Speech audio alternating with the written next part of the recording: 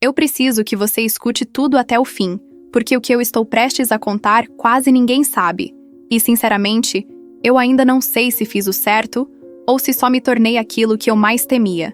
Mas existe uma cena, uma única cena que nunca saiu da minha cabeça. O dia em que aquele homem que destruiu minha vida quando eu ainda era só uma menina, caiu de joelhos na minha frente implorando perdão. Um pedido que veio tarde demais. Só que antes que você imagine qualquer coisa, precisa entender que nada aqui é simples, nada foi fácil.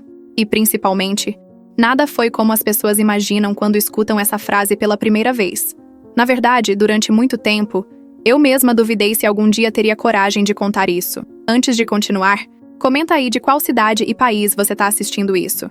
É importante para eu saber até onde essa história está chegando e quem realmente quer ouvir a verdade. Eu sou a Júlia, nascida e criada em Aracaju, no Sergipe. E durante muitos anos, eu carreguei um silêncio que parecia engolir tudo ao meu redor. Era o tipo de coisa que ninguém desconfiava, porque eu sempre fui aquela menina que sorria, que ajudava todo mundo, que era vista como forte. Engraçado como essa palavra circula por aí com tanta facilidade, forte. Mas ninguém imagina o preço que se paga para vestir essa máscara. Eu cresci acreditando que falar daquilo que me machucava só ia piorar as coisas. E com o tempo eu aprendi a esconder tão bem que até eu mesma fingia que não doía mais. Mas doía. Doía todos os dias. E por trás do meu silêncio existia ele. O homem que, anos depois, imploraria pelo meu perdão. Eu tinha 14 anos quando tudo começou a mudar. Mas eu não quero entrar em detalhes, porque não vale a pena reviver cada pedaço do que foi feito comigo. Vou só dizer que ele era alguém próximo demais. Alguém que tinha livre acesso não só à minha casa, mas ao meu cotidiano inteiro. E que, como acontece com muita gente, aquilo começou do jeito mais covarde possível. Nas sombras, no não dito, naquelas pequenas atitudes que você finge não ver porque simplesmente não quer acreditar no que seu corpo está tentando te avisar. Até que um dia não dá mais pra fingir. E aquele dia chegou pra mim mais cedo do que pra muita gente. O nome dele era César. Um nome comum, um rosto comum, uma vida comum. Daqueles homens que as pessoas descrevem como trabalhador, boa praça, gente de confiança. Era justamente essa imagem que fazia com que ninguém jamais imaginasse a podridão escondida por trás. Eu fico pensando até hoje se ele já era assim antes ou se tornou aquilo com o tempo. Mas no fundo, isso não muda nada. A verdade é que, quando tudo aconteceu, eu tentei falar. Tentei de verdade. Mas ninguém acreditou. E é aí que a história fica realmente cruel. A segunda violência não é a que acontece dentro de um quarto ou dentro de uma noite específica. A segunda violência é o silêncio dos outros. É quando você fala e as pessoas diminuem, tentam justificar, tentam te convencer de que você pode ter entendido errado, que ele jamais faria aquilo. Eu ouvi isso tantas vezes que comecei a achar que talvez eu estivesse mesmo errada. Comecei a me culpar. Comecei a me calar. O tempo passou. Eu cresci. Tentei seguir em frente. Me mudei de cidade assim que pude, arrumei um emprego simples, comecei a juntar dinheiro, tentar estudar. Mas tinha uma coisa que me perseguia, a sensação de que eu nunca tinha tido minha própria voz. De que aquela menina de 14 anos ficou presa dentro de um quarto escuro dentro de mim. E ela gritava todos os dias. E quanto mais eu tentava ignorar, mais alto ela gritava. As pessoas dizem que vingança não traz paz. Eu também repeti essa frase pra mim mesma. Mas uma verdade incômoda é que não é tão simples assim. Eu não saí por aí planejando nada. Eu não tinha intenção de encontrar aquele homem nunca mais. Eu queria distância. Queria apagar. Queria um mundo onde ele simplesmente não existisse. Mas o destino, ou o que quer que seja isso que move as peças da vida da gente, tinha outros planos. Eu lembro exatamente do dia. Era um sábado quente. Eu tinha voltado para Aracaju por causa de um velório de um parente distante. Eu já estava há anos sem pisar lá, e cada esquina da cidade parecia um fantasma que eu tinha tentado enterrar. Mas nada me preparou para encontrar o César naquela rua. Ele estava diferente, bem mais velho, mais fraco, andando devagar como se carregasse o próprio peso do mundo nos ombros. No começo eu nem reconheci. Só quando ele virou o rosto de lado e eu vi aquele jeito de apertar os olhos, aquele movimento que ele sempre fazia, me deu um choque no peito. Foi como se o tempo tivesse aberto um buraco e me jogado de volta para as memórias que eu tentei esquecer. Ele também me reconheceu. Parou. Ficou me olhando com um jeito estranho, como se não tivesse certeza se era eu mesma. Eu senti a mão suar. Senti a garganta travar. Pensei em virar e ir embora, mas alguma coisa dentro de mim ficou ali, enraizada no chão. O curioso é que, por um segundo, eu juro que vi medo nos olhos dele. O mesmo medo que eu senti por anos, e que ele nunca soube o que significava. E naquele instante, eu entendi algo que nunca tinha entendido. O poder que ele tinha sobre mim só existia porque eu ainda carregava a imagem dele como alguém maior do que eu. Quando eu vi aquele homem encolhido pela vida, pela idade, pelos próprios erros, eu percebi que ele nunca foi tão grande assim. Ele veio em minha direção, devagar. Eu pensei que ele ia fingir que não me conhecia, mas não. Ele abriu um sorriso torto e disse meu nome. A voz dele me deu náusea. Era como ouvir um eco de tudo que eu tentei enterrar. Mas eu permaneci ali, sem mover um músculo. Ele começou a falar coisas desconexas, que tinha ouvido falar de mim, que sabia que eu tinha me mudado, que ele tinha passado por muita coisa na vida, mas nenhuma das palavras dele importava, porque a única frase que eu queria escutar, ele nunca... Não naquela hora. Eu estava prestes a ir embora quando ele tocou no meu braço. Não de um jeito agressivo, mas de um jeito que me fez voltar a ser aquela menina de novo. E aquilo foi a gota d'água. Naquele momento, alguma coisa dentro de mim simplesmente quebrou. Mas não foi uma quebra de desespero. Foi uma quebra de libertação. Eu tirei a mão dele do meu braço e olhei fundo nos olhos daquele homem. Não falei alto, não gritei, não fiz cena, mas disse algo que eu jamais imaginei conseguir dizer. Eu sei quem você é. E você sabe o que fez. Ele ficou pálido. De verdade. O rosto dele mudou completamente. E aí, ali mesmo, no meio da rua, ele perdeu o chão. Ele se ajoelhou. Eu não esperava aquilo. Ele se ajoelhou como se o peso da própria consciência tivesse puxado ele para baixo. E pela primeira vez, eu vi a verdade. Ele sabia. Ele sempre soube. E o que ele carregava era culpa. Uma culpa que cresceu com ele, envelheceu com ele, destruiu ele por dentro. E naquele momento, ele desabou. Me perdoa, Júlia. Pelo amor de Deus, me perdoa. Essas palavras ecoaram na minha cabeça, como se o mundo tivesse parado. E é aí que muita gente acha que a história se resolve. Não resolve. O pedido de perdão dele não trouxe alívio. Não trouxe paz. Não trouxe justiça. Trouxe verdade. Uma verdade que eu esperei minha vida inteira para ouvir. Mas ouvir não significa superar. Eu fiquei olhando para ele ali, ajoelhado, implorando. E por um segundo eu me vi de fora. Uma mulher adulta encarando o fantasma, que a perseguiu por tantos anos. Eu não precisava encostar nele. Eu não precisava levantar a voz. Eu não precisava fazer absolutamente nada além do que eu já estava fazendo. Existir. E foi exatamente isso que destruiu ele. Eu respirei fundo, olhei para aquela cena absurda e só consegui dizer: eu não estou aqui para te perdoar.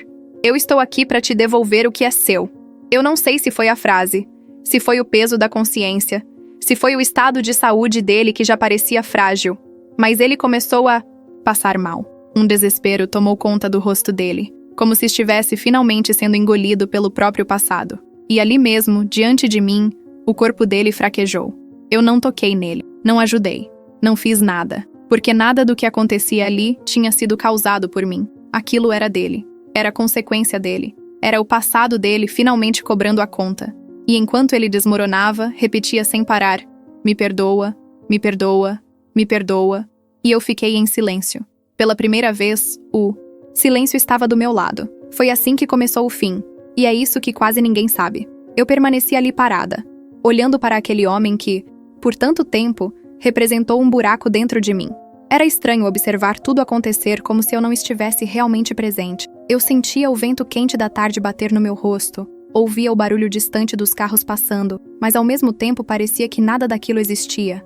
Era só eu, ele, e os anos todos que eu passei tentando me convencer de que nunca teria esse momento. E agora que ele tinha chegado, eu não sabia o que fazer com a sensação que subia pelo meu peito. Alguém que estava passando parou e perguntou se ele estava bem. Outra pessoa se aproximou. De repente, havia um pequeno grupo de gente em volta, e eu no centro, imóvel. Eu não disse nada. Não respondi. Não ajudei. Fiquei apenas observando de um jeito que parecia frio, mas não era frieza. Era algo completamente diferente. Era como se o meu corpo inteiro estivesse finalmente entendendo que eu não era mais aquela menina perdida, amedrontada, que não tinha voz. Ali, naquele instante, eu tinha controle.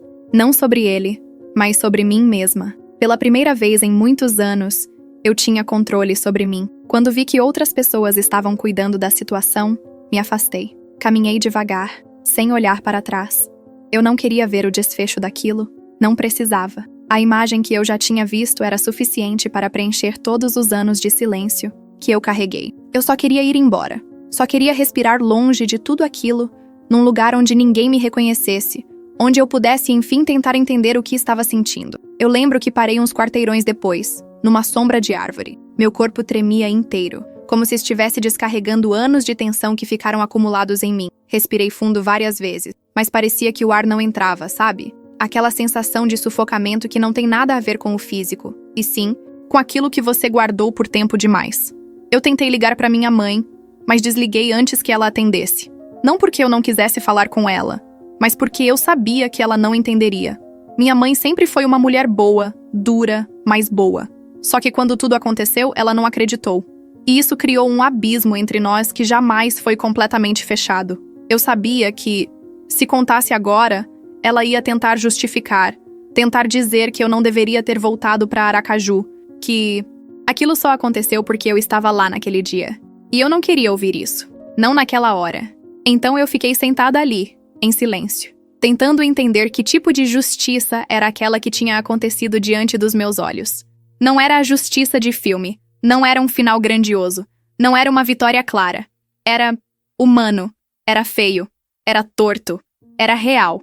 Depois de alguns minutos, meu celular vibrou. Era uma mensagem da minha prima, que tinha ficado encarregada de organizar algumas coisas do velório. Ela perguntou onde eu estava. Respondi que ia demorar um pouco. Não entrei em detalhes. Eu ainda não conseguia colocar em palavras o que tinha acontecido. Caminhei até uma praça e fiquei lá observando as pessoas passarem. Crianças brincando, vendedores gritando, casais conversando. Tudo tão normal, tão distante do turbilhão que estava acontecendo dentro de mim. Eu me senti deslocada, como se estivesse flutuando fora do meu próprio corpo. Eu tentava me perguntar se eu estava feliz com o que tinha acontecido. Mas não era felicidade, era outra coisa. Algo que eu jamais tinha sentido antes. Era como se uma porta tivesse sido destrancada dentro de mim. Uma porta que eu nunca achei que teria coragem de abrir. Quando finalmente voltei para o velório, tentei agir normalmente. Cumprimentei os parentes. Fiquei sentada no canto, observando os rostos conhecidos que eu não via há anos. A maior parte deles parecia indiferente à minha presença, o que na verdade me trouxe um certo alívio. Eu não era o centro das atenções ali. Eu era só mais uma, e isso me ajudou a respirar. Mas em algum momento da noite, um primo distante comentou, sem saber de nada: "Você viu que o César passou mal hoje? Parece que foi coisa séria." Eu senti meu estômago virar. Ele continuou falando, mas tudo o que eu ouvia era um zumbido distante. O mundo ao meu redor ficou embaçado, como se alguém tivesse diminuído o volume de tudo. Eu fiquei repetindo mentalmente aquela frase. Ele passou mal. Coisa séria. Então, era isso. O encontro que eu nunca busquei tinha acontecido. A confissão silenciosa tinha vindo à tona. O peso que ele carregava tinha finalmente se manifestado de um jeito que ele já não conseguia esconder. Eu saí do velório sem me despedir de ninguém. Parecia que, se eu ficasse ali mais um segundo, eu ia desmoronar. Entrei no carro, fechei a porta e fiquei olhando pro nada. Eu tremia de novo. Minha respiração estava curta, como se eu estivesse começando a perceber a magnitude do que tinha acontecido. Naquele momento, eu não sabia se estava assustada, aliviada ou completamente vazia. Talvez um pouco de cada coisa. Eu dormi muito pouco naquela noite. Fiquei encarando o teto, com aquela cena rodando na minha cabeça como um filme sem pausas. Ele ajoelhado, implorando, repetindo meu nome, pedindo perdão como se aquilo pudesse apagar o que ele tinha feito. E o pior de tudo é que por um breve instante eu quase senti pena dele. Quase, mas não senti. Porque pena é algo que exige inocência. E ele nunca teve essa inocência. Na manhã seguinte, ainda meio zonza, eu recebi a notícia que eu já esperava. Ele tinha morrido. Assim, direto, sem rodeios. E quando eu li aquela mensagem, meu corpo inteiro travou. Era como se eu estivesse presa dentro de uma sensação que eu não sabia nomear. Parte de mim queria chorar. Parte de mim queria gritar. Parte de mim só queria deitar e dormir por uma semana inteira. E parte de mim não sentia absolutamente nada. Eu fiquei andando pela casa da minha mãe como se estivesse vendo tudo pela primeira vez. Cada objeto tinha uma lembrança escondida. Cada canto tinha um fantasma. E por mais que eu tentasse, não conseguia desligar a sensação de que eu tinha participado daquilo. Não diretamente, não de forma física, não com minhas mãos, mas com minha presença, com minha verdade, com a forma como eu olhei para ele naquele último encontro. Eu sabia que aquilo tinha quebrado alguma coisa dentro dele. Algo que ele tentou esconder por anos, mas que finalmente veio à tona. E aí veio a pergunta que me atormentou por semanas. Eu fiz o certo? Eu não sabia responder. Ainda não sei. Porque o certo, às vezes, não é bonito. Não traz paz imediata. Não alivia nada. O certo, às vezes, só é aquilo que finalmente devolve a você uma parte que foi tirada. E talvez seja isso. Talvez aquele encontro não tenha sido sobre ele, mas sobre mim. Sobre recuperar a minha voz. Sobre encarar o passado. Sobre olhar nos olhos do meu próprio trauma e dizer: acabou. Não porque ele pediu perdão, mas porque eu finalmente pude existir fora da sombra dele. O enterro dele aconteceu 2 dias depois. Eu não fui, mas ouvi dizer que não tinham muitas pessoas. Um homem que vive escondendo seus próprios demônios termina cercado por poucos. É assim que funciona. É assim que o mundo cobra. Eu fiquei mais alguns dias em Aracaju depois disso, e em cada esquina eu sentia como se estivesse passando por um lugar que eu jamais tinha realmente visto. Como se eu fosse uma visitante dentro da cidade onde eu cresci. E quanto mais eu andava, mais eu entendia que aquela cidade nunca mais seria a mesma para mim, que eu tinha deixado algo enterrado ali, mas também tinha recuperado algo que eu nem sabia que existia. Eu estava sentada na praia, olhando o mar, quando finalmente percebi. Pela primeira vez desde os 14 anos, eu não tinha medo. Aquele medo constante, sutil, silencioso, que vivia como uma sombra ao meu lado, não estava mais lá. Eu me senti vazia, mas era um vazio diferente. Não era falta. Era espaço. Um espaço que poderia, pela primeira vez, ser preenchido com coisas novas. Coisas minhas. Foi ali que eu entendi que minha vida não tinha acabado aos 14 anos. Ela só tinha sido interrompida. E agora, depois de tantos anos, ela estava recomeçando. Quando voltei para minha cidade, já não era mais a mesma pessoa. Parecia que eu tinha deixado uma parte minha enterrada na areia daquela praia em Aracaju e levado comigo outra que eu nunca tinha conhecido. A viagem de volta foi estranhamente silenciosa. Eu encarava a janela do ônibus como se o mundo lá fora fosse só um borrão, enquanto dentro de mim tudo estava mais nítido do que nunca. Cada pensamento parecia um corte, mas um corte que, pela primeira vez, não me feria, me libertava. Quando cheguei em casa, deixei as malas largadas no canto e fui direto tomar um banho. Fiquei ali, parada sob a água quente, como se tentasse lavar anos de algo que nem sei se pode ser lavado. Mas não era um ritual de limpeza. Era mais como se eu estivesse me preparando para algo novo, mesmo sem saber o que novo significava naquele momento. Nos dias seguintes, minha rotina continuou a mesma. O trabalho simples que eu tinha, meu apartamento pequeno, meus vizinhos barulhentos, meu café passado do jeito errado. Tudo igual. Só que eu estava diferente. As pessoas no trabalho notavam, embora não dissessem nada diretamente. Mas era fácil ver quando me olhavam de longe. Era como se eu tivesse deixado transparecer algo que antes ficava escondido debaixo da pele. Uma espécie de firmeza silenciosa, uma força que não dependia mais de fingir que não dói. Foi nesse período que comecei a ter sonhos. Ou melhor, pesadelos. Mas não daquele tipo que te consome. Eram diferentes. Em todos eles eu estava encarando o César de novo. Às vezes ele estava ajoelhado como naquele dia. Às vezes estava em pé, mas sempre me olhando. Só que, ao contrário do passado, não havia ameaça. Não havia medo. Era como se o meu inconsciente estivesse me mostrando repetidas vezes que a imagem dele já não tinha o peso que teve um dia. Cada sonho era mais leve.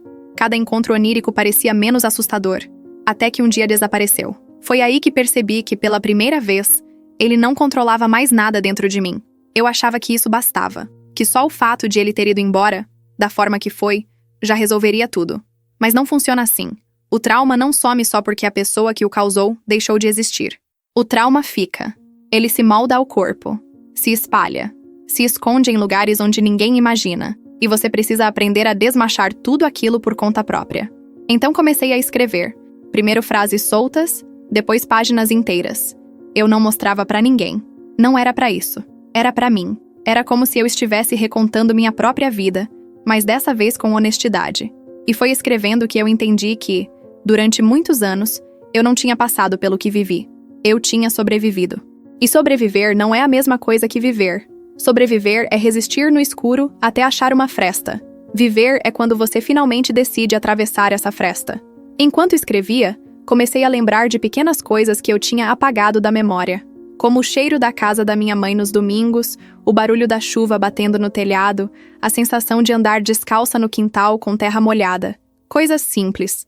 Coisas que eu perdi porque, por muito tempo, toda a minha energia foi usada para tentar esquecer o que doía. Eu não tinha espaço para lembrar do que era bom. E é impressionante perceber o quanto o trauma rouba da gente. Ele não tira só a alegria, ele tira a infância, a espontaneidade, a confiança nos outros, a confiança em si mesma. Ele tira até a percepção do próprio corpo. E quando você cresce com esse peso, vai achando que isso é normal, que todo mundo sente o mundo desse jeito. Mas não sente. Eu é que aprendi a viver com uma ferida aberta que ninguém via. Com o tempo, escrever se tornou parte da minha rotina. Eu acordava cedo, colocava um café na mesa, abria o caderno e deixava tudo sair. Algumas vezes chorando, outras em silêncio. Mas todas as vezes eram reais. E pela primeira vez, eu estava deixando minha própria verdade existir sem pedir licença. Foi durante esse processo que comecei a pensar em procurar ajuda profissional. Eu já tinha tentado no passado, mas sempre parava no meio porque parecia que falar sobre aquilo só fazia a dor aumentar. Mas dessa vez era diferente. Eu não estava mais fugindo. Eu estava indo ao encontro daquilo que me machucou. Não para reviver, mas para finalmente entender. E foi numa tarde de terça-feira que eu decidi marcar a consulta. A psicóloga se chamava Renata. Eu a conheci através de indicação de uma colega de trabalho. No começo, eu quase desisti. Fiquei sentada no carro por uns 10 minutos antes de criar coragem para subir. Mas, quando finalmente entrei, percebi que era exatamente onde eu precisava estar. Renata não me pressionou. Não me fez perguntas invasivas. Apenas disse: "Quando você estiver pronta, a gente começa." E eu estava. Pela primeira vez, eu estava. As sessões começaram como passos curtos, tímidos. Eu falava sobre coisas soltas, memórias difusas, sensações que eu ignorava há anos. E aos poucos, como se estivesse puxando um fio de dentro de um novelo embolado, a verdade começou a se desenrolar. Não a verdade daquele dia, mas a verdade de quem eu me tornei por causa dele. Foi numa dessas sessões que Renata disse algo que mudou tudo. Você acha que seu encontro com ele foi o fim, mas talvez tenha sido só o começo. Aquilo ficou martelando na minha cabeça por dias, porque eu sempre imaginei que a história terminava ali, naquele momento em que ele ficou de joelhos. Mas não. O fim dele não era o meu fim, era o fim de algo que me aprisionava, mas o começo de algo que eu ainda não entendia. E foi quando comecei a perceber outra coisa, algo que eu nem tinha coragem de admitir para mim mesma. Eu não sentia culpa. As pessoas acham que eu deveria sentir. Afinal, eu estava lá. Eu o encarei. Eu disse o que disse. Eu virei costas enquanto ele desmoronava. Mas eu não senti culpa. Eu senti verdade. E a verdade não pesa. A mentira pesa. O silêncio pesa. O medo pesa. A verdade liberta. Mas essa liberdade, apesar de necessária, não veio sem consequências. Certo dia, recebi uma ligação de um número desconhecido. Quando atendi, uma voz feminina perguntou se eu era a Júlia. Eu confirmei. E ela disse: "Eu sou a filha do César." Meu coração parou por um segundo. Ela continuou: "Eu fiquei sabendo que você encontrou meu pai no dia em que ele passou mal. Eu queria te perguntar, você sabe o que aconteceu?" Eu não esperava aquilo. Não mesmo. Não sabia nem como respirar direito enquanto ela falava. Eu podia ter mentido. Podia ter dito que não ouvi. Podia ter encerrado a ligação. Mas não consegui. Fiquei em silêncio por alguns segundos. E ela percebeu que eu estava ali, mas sem saber o que dizer. "Eu prometo que não quero confusão," ela disse. "Só quero entender. Ele nunca foi fácil, mas eu queria saber se ele disse algo pra você." Eu fechei os olhos, tentando achar uma resposta que não machucasse mais ninguém, mas que também não traísse a minha própria história. E foi aí que eu percebi que falar a verdade não era algo que eu devia ao César. Era algo que eu devia a mim. Então eu disse com a voz calma, mesmo que por dentro eu estivesse tremendo. Ele pediu perdão. Do outro lado da linha, silêncio. "Perdão por quê?" ela perguntou. Eu respirei fundo. "Você vai precisar descobrir sozinha." Quando desliguei o telefone, fiquei parada no meio da sala por um tempo que eu não sei medir. Era como se o eco daquela pergunta, "Perdão por quê?", tivesse ficado preso no ar, pairando sobre mim. Eu senti um peso estranho no peito, não de arrependimento, mas de responsabilidade. Não pela vida dele, não pelo que aconteceu naquele dia, mas pela verdade que eu carregava, e que de uma forma ou de outra, fazia parte da história daquela filha que eu nunca conheci. Era uma verdade que eu nunca pedi para ter. Uma herança que não deveria ter sido minha. Mas é assim que algumas cicatrizes funcionam. Elas não escolhem o corpo que marcam. Eu precisei sentar. Fiquei olhando para minhas próprias mãos como se elas tivessem feito algo, mas não fizeram. Não tocaram nele, não levantaram, não afastaram, não seguraram. Minhas mãos estavam limpas. Sempre estiveram. E mesmo assim, uma parte de mim sentia que, ao dizer aquelas palavras à filha dele, eu tinha virado uma chave que não tinha como desfazer. Não porque eu tenha contado algo que destruísse sua imagem do pai, porque eu não contei. Eu não disse o que ele fez comigo. Não era a minha função destruir a visão dela sobre ele. Talvez ela já soubesse quem ele era. Talvez soubesse mais do que eu imaginava. Ou talvez não soubesse nada. E isso é o que tornava tudo tão delicado. O que eu disse não foi mentira. Foi metade de uma verdade que era grande demais para caber em uma ligação fria e rápida.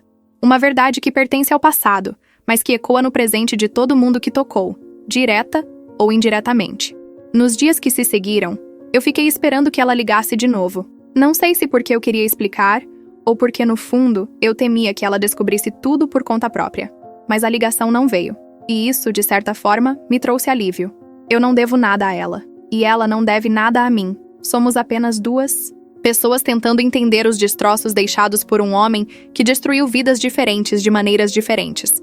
Com o tempo, voltei às sessões com Renata e contei tudo sobre a ligação. Ela ouviu em silêncio, como sempre, mas seus olhos diziam que ela estava processando cada palavra. Você entende que não é responsável por ela? Ela perguntou quando terminei. Entendo, respondi. Mas isso não impede de doer. Mas por que dói? Ela insistiu. Eu fiquei em silêncio. Era difícil responder. Isso.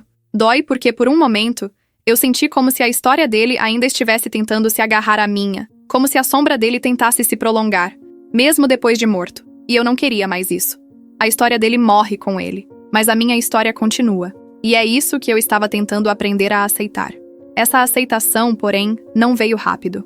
Em alguns dias eu conseguia seguir com minha vida normalmente, trabalhando, fazendo minhas coisas, até sorrindo de verdade. Em outros dias, parecia que eu tinha voltado no tempo e meus pés estavam afundados em areia movediça emocional.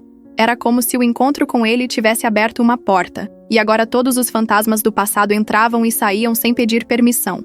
Mas aos poucos, eu fui percebendo que esses fantasmas não tinham mais dentes, não mordiam mais, não me prendiam.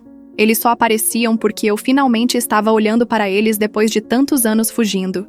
E quando você olha para aquilo que te machuca com a coragem de quem sobreviveu, algo muda.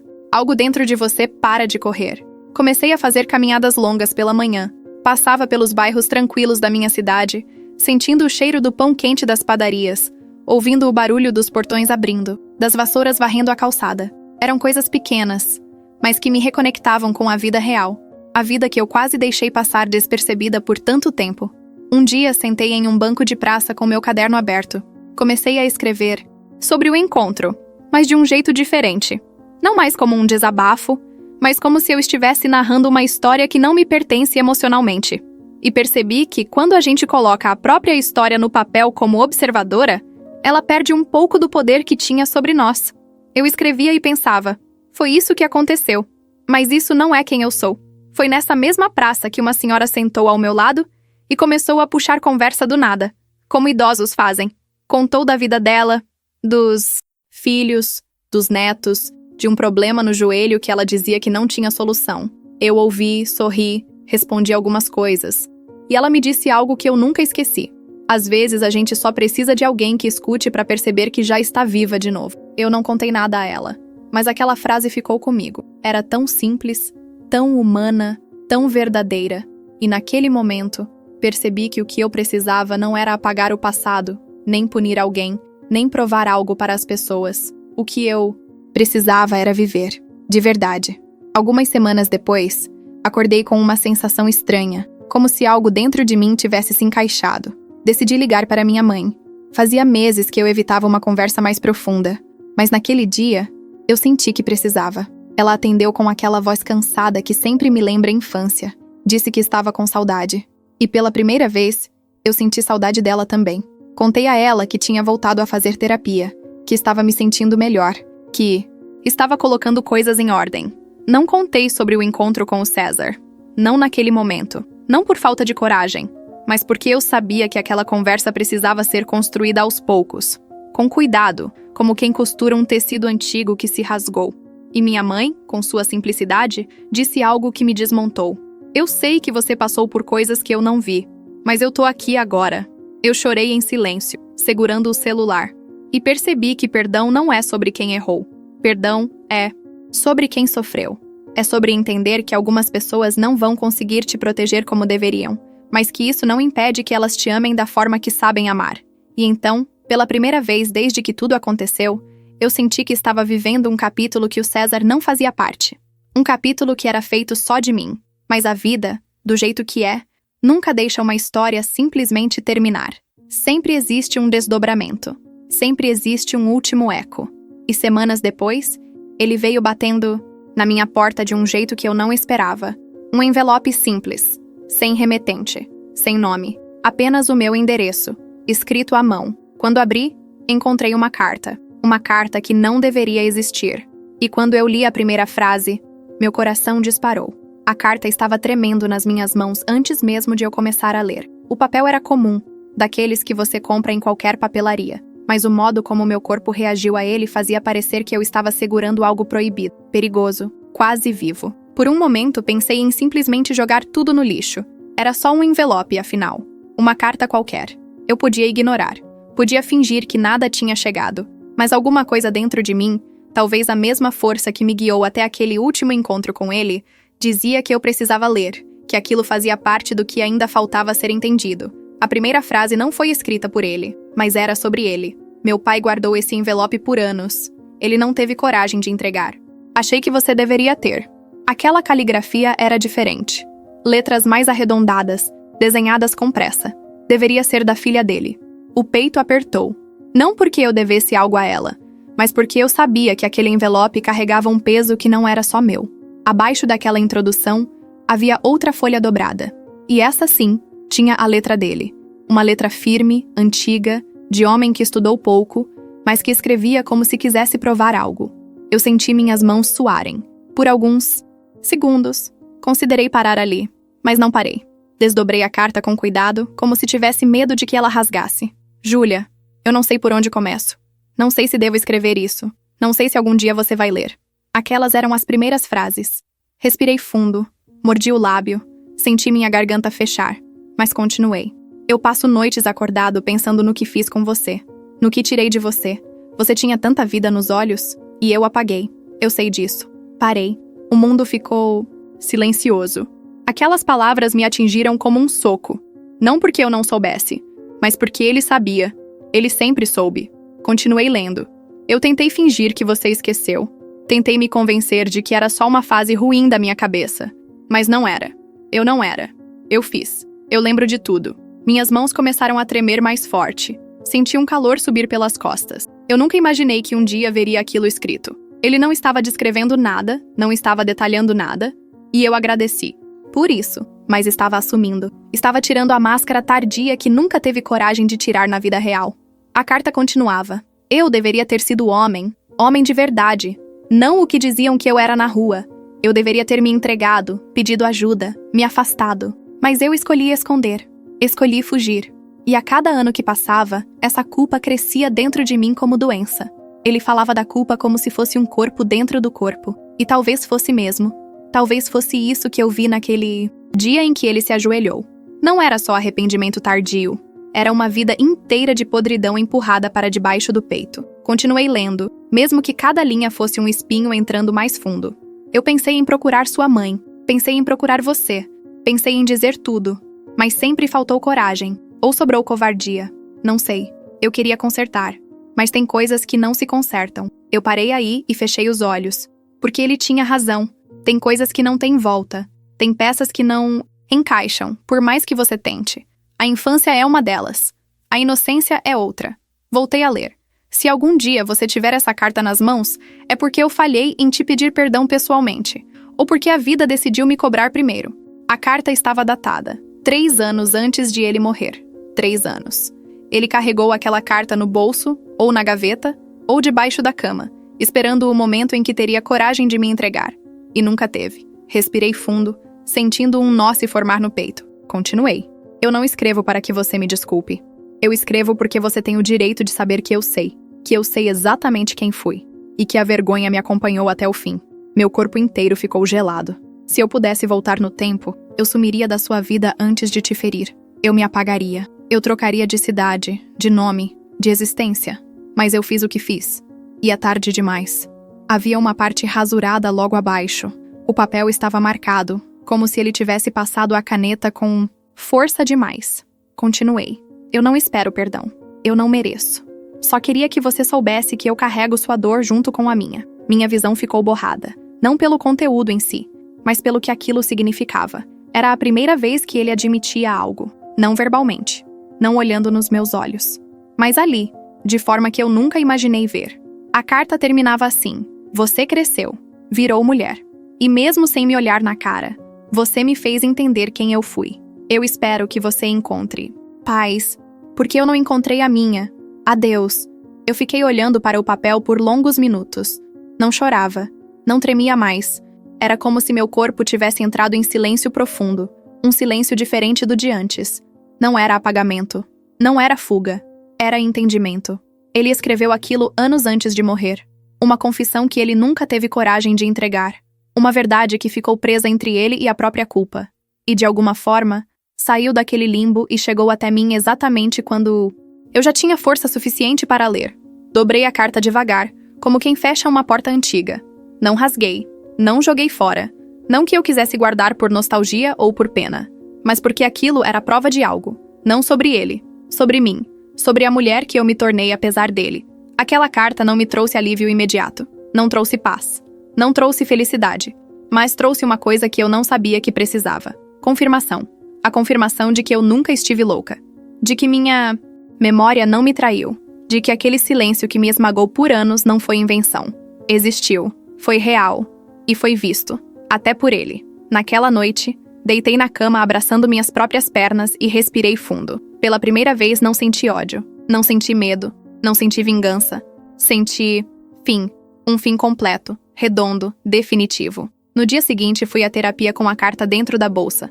Renata leu em silêncio, depois me olhou e disse uma coisa tão simples e tão verdadeira que me desmontou. Inteira. Esse papel não te devolve nada do que você perdeu, mas ele te devolve uma coisa: a realidade. E às vezes, é isso que falta para o passado parar de gritar. Eu fiquei em silêncio. Mas pela primeira vez, aquele silêncio não me assustou. Dias depois, fiz algo que eu nunca imaginei que faria. Marquei uma viagem de volta a Aracaju. Não para reencontrar o passado, não para visitar lugares que doem, mas para fechar um ciclo de verdade. Eu já não era aquela menina de 14 anos. Eu já não era a jovem que fugiu daquela cidade. Eu era uma mulher voltando para onde tudo começou. Não para resgatar, mas para encerrar.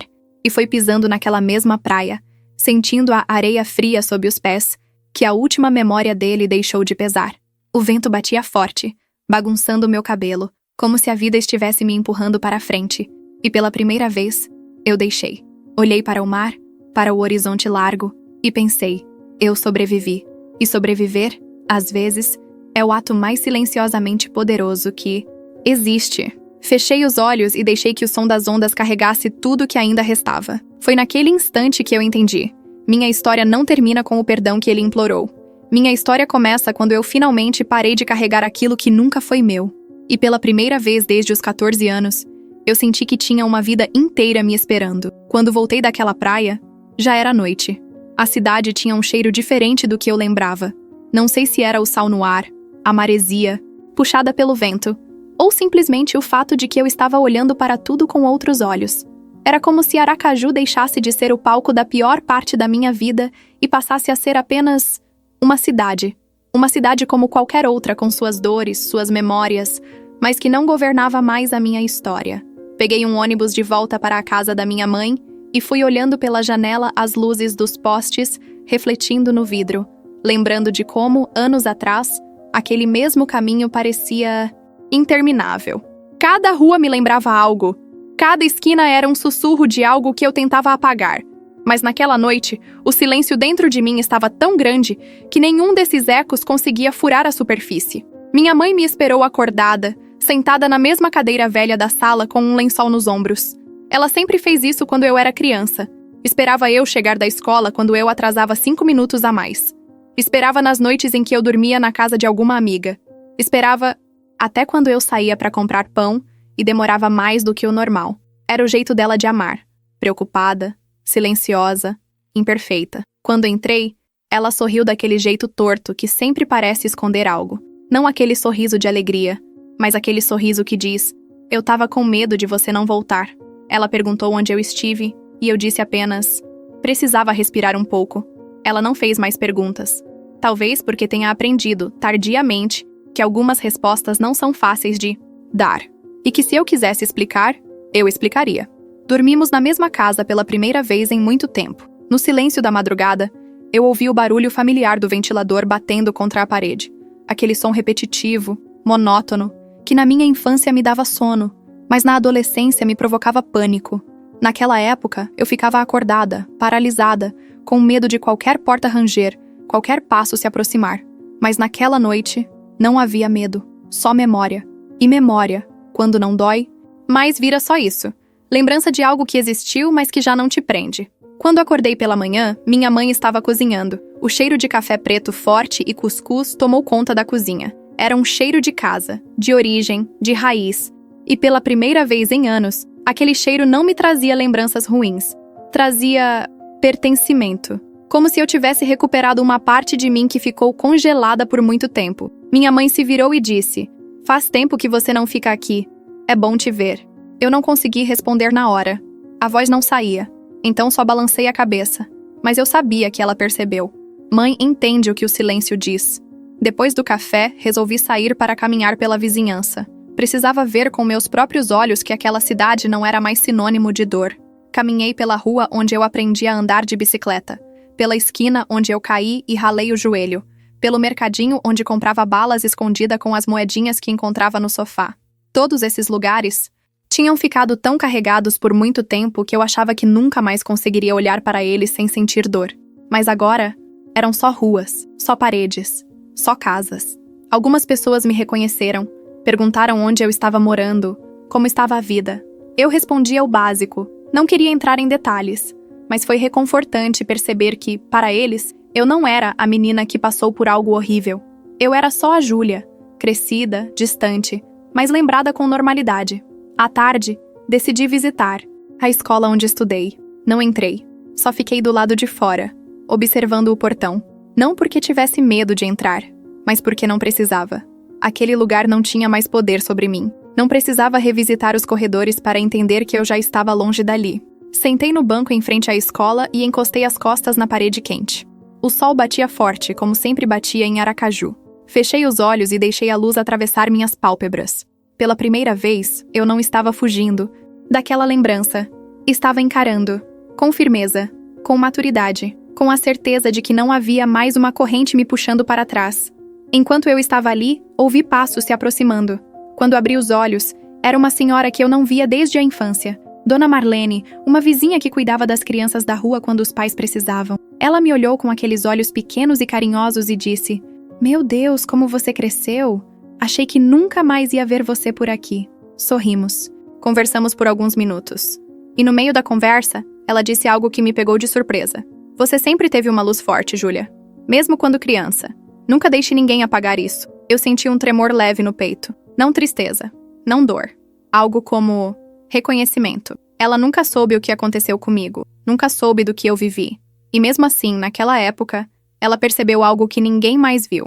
De repente, foi como se tudo fizesse sentido. Como se cada pedaço da minha história, o medo, o silêncio, a fuga, o reencontro, o pedido de perdão, a carta, tivesse me trazido exatamente até aquele momento.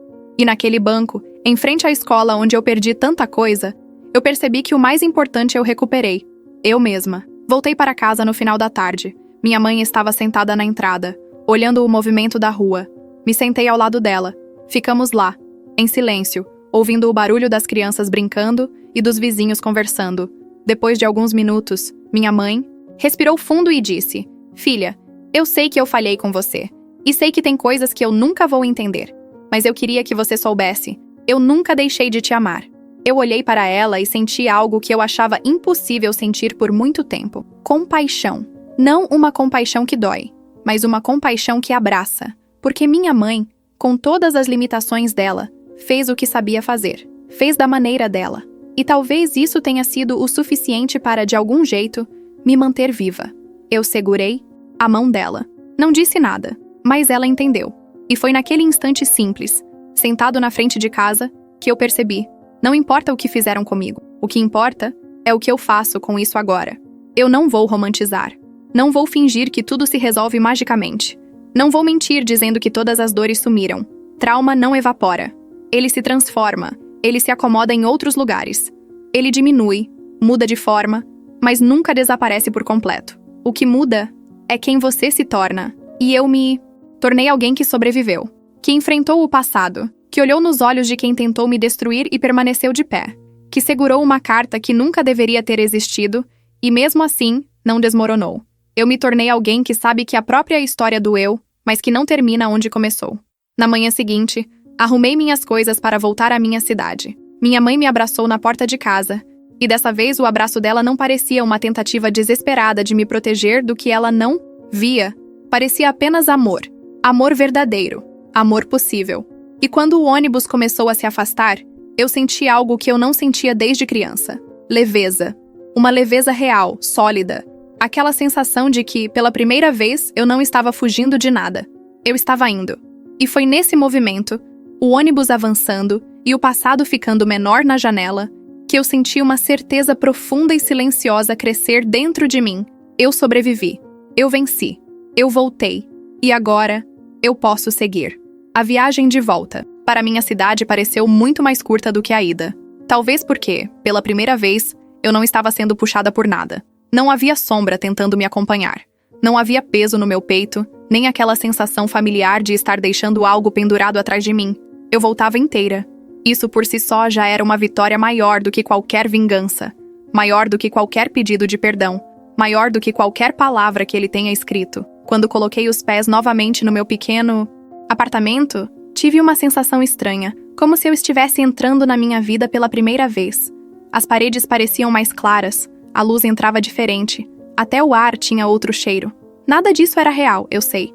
O apartamento era o mesmo, mas eu não era. E quando a gente muda por dentro, o mundo muda por fora sem fazer esforço. Coloquei minha mala no chão e deixei a janela aberta, deixando o vento entrar. Sentei no chão da sala, aquele chão gelado que tantas vezes me acolheu nas noites em que o passado vinha forte demais, e respirei fundo. Pela primeira vez em muito tempo, essa respiração não veio acompanhada de um aperto, nem de uma lembrança automática que me puxava de volta. Era só ar entrando, ar saindo, vida acontecendo. A carta ainda estava dentro da bolsa.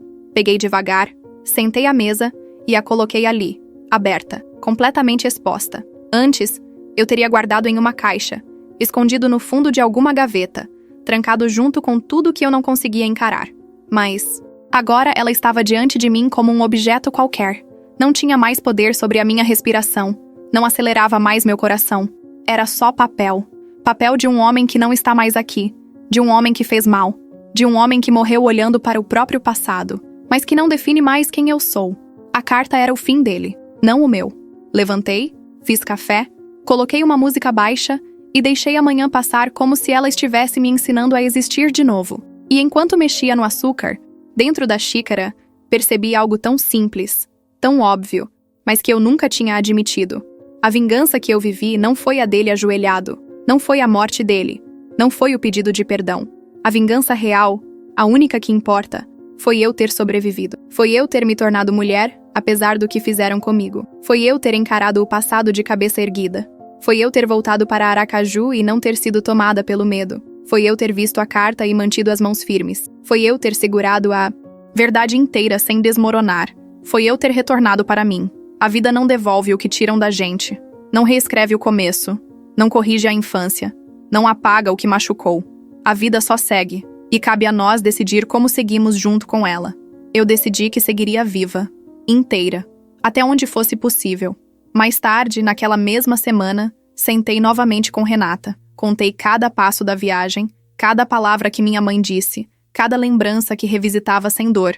E ela, pela primeira vez, desde que começamos, sorriu largo e disse: "Agora você está livre." E eu estava. Não porque o César morreu, Não porque ele confessou, não porque pediu perdão, mas porque eu parei de carregar o que ele fez. A dor que me pertenceu por tantos anos finalmente entendeu que não precisava mais morar em mim. Naquela noite, escrevi a última página do meu caderno. A última de verdade. Não com raiva, não com tristeza, mas com gratidão. Não por ele, jamais por ele, mas por mim. Pelo caminho que eu trilhei, sozinha. Pelas quedas que eu sobrevivi. Pelas versões minhas que foram morrendo até que a versão certa pudesse nascer.